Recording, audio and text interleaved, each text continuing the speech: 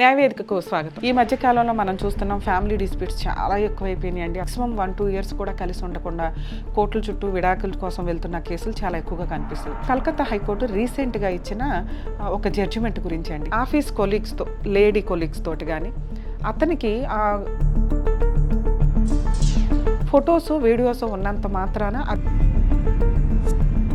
Divorce చాలా easy అనే process మీద కలకత్తా హైకోర్టు జడ్జిమెంట్ ఇవ్వడం జరిగింది. మేజర్గా పెడుతున్న ఎలిగేషన్ ఏంటంటే, ఇదిగోండి ఇలా వాళ్ళ ఆఫీస్ కొలీగ్ తోటి, అది అబ్బాయిలు కానీ అమ్మాయిలు కానీ సైకలాజికల్ డిప్రెషన్ చాలా సివియర్గా ఉంటుంది. ఇక ఎంతలా అంటే వాళ్ళొక వివాహ వ్యవస్థకి సంబంధించి ఈ రూల్స్ రెగ్యులేషన్స్ భవిష్యత్తులో చేంజ్ అవ్వడానికి ఎక్కువ అవకాశం ఉన్నాయి. అంటే పుట్టే పిల్లలకి తల్లో తండ్రో ఉండట్ల, ఇద్దరు ఉంటేనే వాళ్ళ పెంపకాలు ఈ రోజు సొసైటీలో సరిగ్గా లేవు. న్యాయవేదికకు స్వాగతం.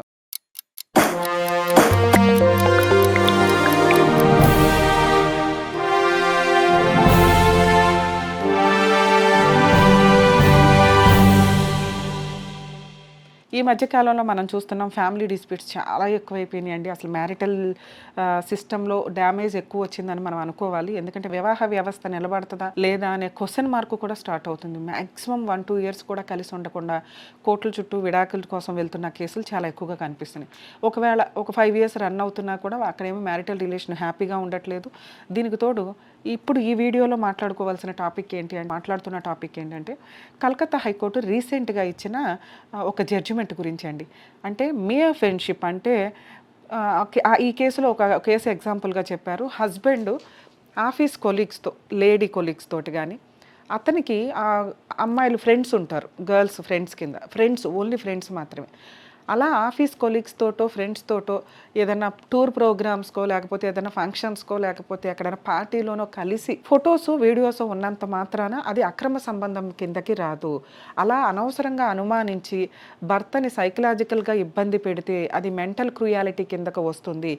డైవర్స్ చాలా ఈజీ అనే ప్రాసెస్ మీద కలకత్తా హైకోర్టు జడ్జిమెంట్ ఇవ్వడం జరిగింది. ఏంటి ఆ కేసు అంటే, మనం మ్యాక్సిమం చూస్తూ ఉంటాం ఎప్పుడు కూడా ఈ మధ్యకాలంలో అక్రమ సంబంధాలు చాలా ఎక్కువైపోయినాయి. ప్రాపర్ ఎవిడెన్స్ లేకుండా వాళ్ళతో మాట్లాడారు, అక్కడ తీర్థయాత్రలో కనిపించారు, ఇక్కడ ఫంక్షన్లో కనిపించారు, ఇక్కడ పబ్లో కనిపించారు అనుకొని ఎలిగేషన్స్ పెట్టేసి వాళ్ళ క్యారెక్టర్ అసాసినేషన్ ఊరికే చేయడానికి వీల్లేదు. 2010లో మ్యారేజ్ అయింది అమ్మాయికి, హస్బెండ్కి. అతను సాఫ్ట్వేర్ కంపెనీకి సంబంధించిన వ్యక్తి.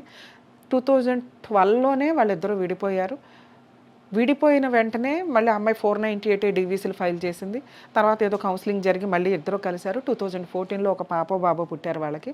మళ్ళీ 2017లో విడిపోయారు. సో స్టార్టింగ్ నుంచి వీళ్ళ మధ్య ఫ్యామిలీ డిస్ప్యూట్ ఉంది. కాపురం నిలబెట్టాలన్న ఉద్దేశంతో బోత్ సైడ్ ఫ్యామిలీస్ కానీ, కౌన్సిలర్స్ కానీ, మీడియేటర్స్ కానీ మ్యాక్సిమం నిలబెట్టడానికి ట్రై చేశారు. ముందే విడిపోయినా బాగుండేది, తర్వాత ఒక పాప బాబు పుట్టారు వాళ్ళకి. సో 2017లో ఇంక ఈవిడ క్రూయాలిటీ, ఈవిడ అనుమానం భరించలేక హస్బెండ్ డైవర్స్ కేసు ఫైల్ చేశాడు క్రూయాలిటీ గ్రౌండ్ మీద.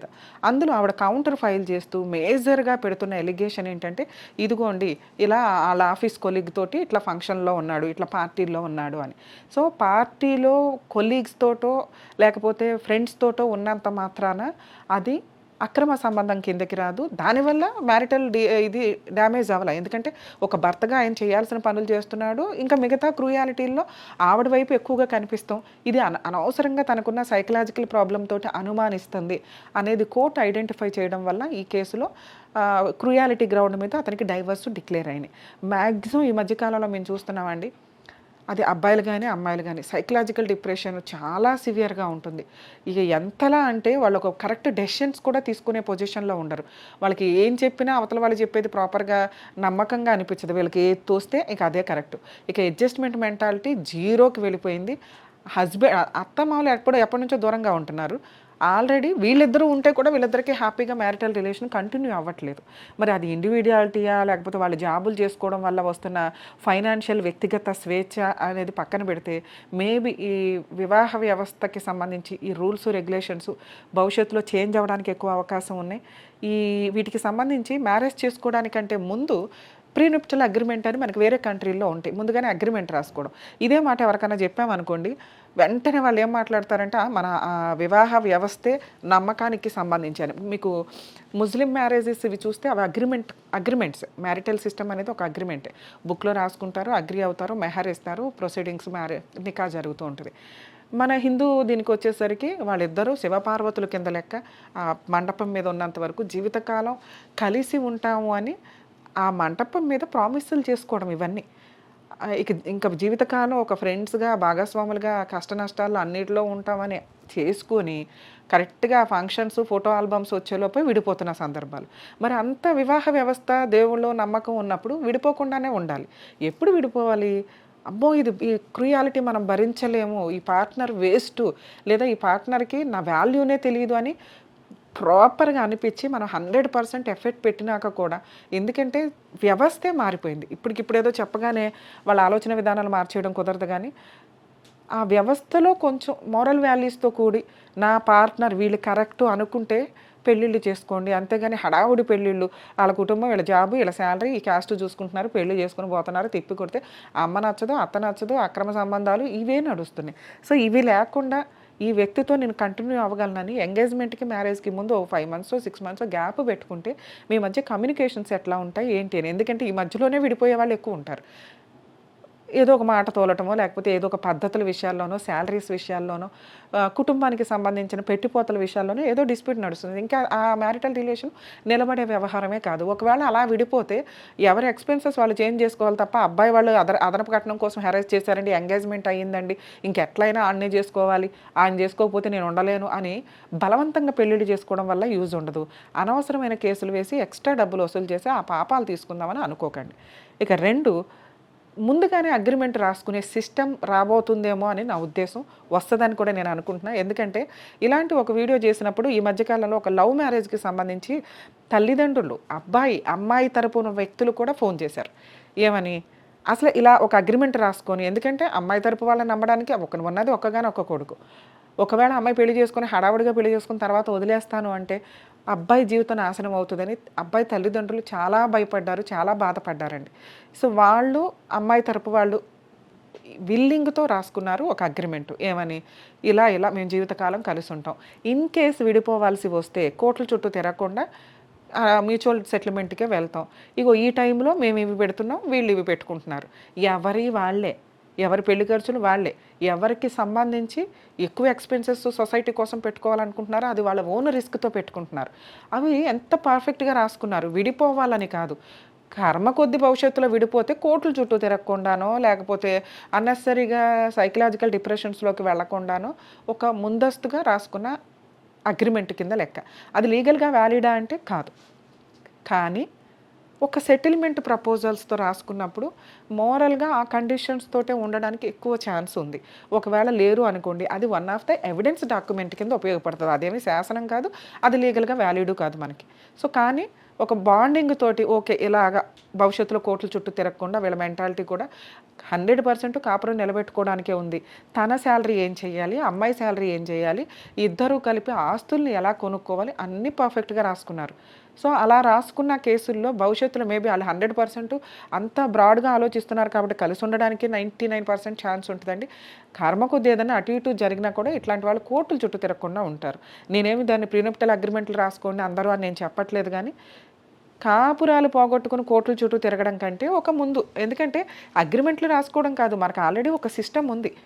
పెళ్లి పత్రిక రాసుకునేటప్పుడు ఒక పేపర్ మీద రాసుకుంటారు. మేము ఓ 10 తులాలు పెడుతున్నాం, మీరు ఒక 20 తులాలు పెడుతున్నారు, మేము ఇంత కట్నంగా ఇస్తున్నామని. కట్నాలని అనకపోయినా దానికి ఒక మీనింగ్‌గా ఏదో చెప్పుకుంటారు. ఇదిగో మేము మంచం ఇస్తున్నాం, గిన్నె ఇస్తున్నాం, గరిటెస్తున్నాం, కింద ఒక 10 మంది ఏదైతే పెళ్లి మాటలు మాట్లాడుకున్న పెద్ద మనుషులు ఉంటారో సంతకాలుంటాయి. కనీసం ఇదన్నా రాసుకోండి. ఎందుకంటే ఇగో మేము 50 లక్షలు ఇచ్చాం కట్నం, ఇది 10 లక్షలు ఇచ్చాం, 20 లక్షలు ఇచ్చామనే అనవసరమైన అలిగేషన్స్ వేయకుండా దాన్నన్నా ప్రొటెక్ట్ చేసుకున్న వాళ్ళుంటారు. ఎందుకంటే ఇది సాంప్రదాయంలోనే ఉందిగా వైట్ పేపర్ మీద రాసుకోవడం అనేది. పెళ్లి పత్రికకు ముందు పెళ్లి మాటలు మాట్లాడుకున్నప్పుడు ఒక పేపర్ మీద రాసుకొని ఇటు పెద్దలు, అటు పెద్దలు కూడా సంతకాలు పెట్టుకున్న పేపర్‌లో నిజాయితీగా అన్నీ ఉంటాయి. అది కట్నం కాదు, పెళ్ళికి సంబంధించి సాంప్రదాయబద్ధంగా ఇచ్చుకునేవి ఏవైతే ఉంటాయో అవన్నీ రాసుకొని రేపటి రోజున ఒకవేళ ఏదైనా కర్మకాలి ఏదైనా ఇబ్బంది అయితే గనక ఇదిగోండి ఇవి ఆళ్ళకి ఇచ్చేస్తున్నాం, ఇవి మేము తీసేసుకుంటున్నాం అనటానికి అదొక ఎవిడెన్స్ కింద డాక్యుమెంట్ ఉపయోగపడుతుంది. ఇక ప్రీనిప్టల్ అగ్రిమెంట్ అనేది అసలు ఈ మధ్య ఎవడో పెళ్ళిళ్ళు చేసుకోవడానికి రెడీ అవ్వట్లేదు. ఆ చేసుకునేవి ఎలా ఉన్నాయంటే ఒకప్పుడు 18 ఏళ్ల క్రితం పెళ్ళి అయ్యాయి. 18 ఏళ్ళు 20 ఏళ్ల టైంలో మ్యారేజ్‌లు అయ్యేవి. అసలు చిన్నప్పుడు మ్యారేజ్‌లు అయ్యాయి. 12 ఇయర్స్, 18 ఇయర్స్ అది లీగల్‌గా కూడా పొలిటికల్‌గా కానీ మనకి ఆరోగ్యపరంగా సైంటిఫిక్‌గా కరెక్ట్ కాదన్న ఉద్దేశంతో 18, 21 ఏజ్ లిమిట్ పెట్టారు. అంటే ఆ వ్యక్తి మహిళ 19లోకి రావాలి, జెంట్ 22లోకి రావాలి. 18, 19 అనగానే 18 ఇయర్స్, 21 ఇయర్స్ రాగానే పెళ్ళిళ్ళు అనుకుంటున్నారు. అట్లా కాదండి. కంప్లీట్ అవ్వాలి. ఇక 19, 22కి పెళ్ళిళ్ళు చేసుకునే స్టేజ్ నుంచి 25, 27లకు వచ్చారు అబ్బాయిలు గానీ, అమ్మాయిలు గానీ.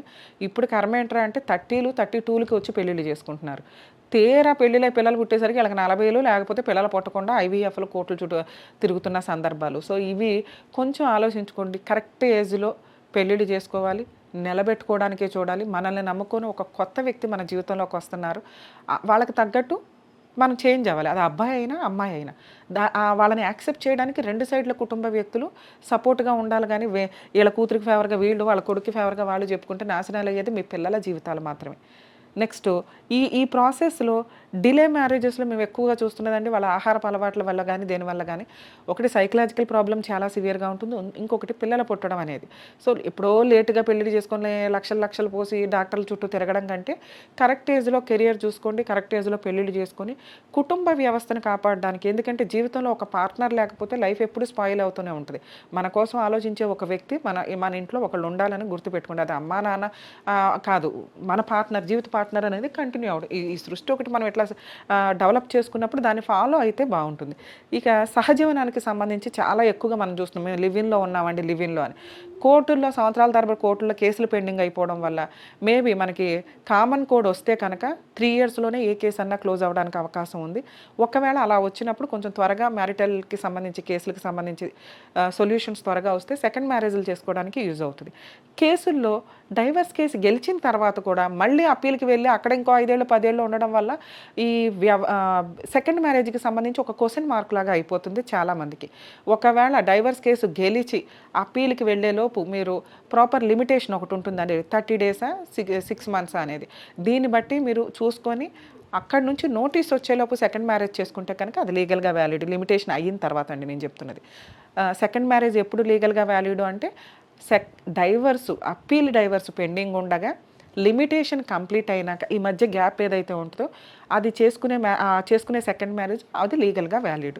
సో, వీటికి సంబంధించి కొంత అవేర్‌నెస్‌తో ఉండండి. కోర్టుల చుట్టూ తిరగకుండానే ప్రాబ్లమ్ సాల్వ్ చేసుకోవడానికి పెళ్ళిళ్ళు చేసుకునేది కోర్టుల చుట్టూ తిరగడానికి కదా జీవితాలు నాశనం చేసుకోవడానికి కాదుగా. నిలబెట్టుకోవడానికి ఎంత ఛాన్స్ ఉంటుందో బోత్ పార్టీస్ అండర్‌స్టాండింగ్‌తో ఉంటే బాగుంటుందనేది నా ఉద్దేశం. ఎందుకంటే పుట్టే పిల్లలకి తల్లో, తండ్రో ఉండట్ల. ఇద్దరు ఉంటేనే వాళ్ళ పెంపకాలు ఈరోజు సొసైటీలో సరిగ్గా లేవు. వీటి గురించి మీరే ఆలోచించకపోతే ల్యాండ్ ఆర్డర్‌కో, కోర్టులకో, పోలీసులకో, గవర్నమెంట్‌కో ఏం సంబంధం? సో, మీరు కొంచెం అవేర్‌నెస్‌తో ఉండి కుటుంబ వ్యవస్థను కాపాడుకోవాల్సిన బాధ్యత ప్రతి ఒక్కళ్ళ మీద ఉందని ఆలోచిస్తే బెటర్ అనేది నా ఉద్దేశం.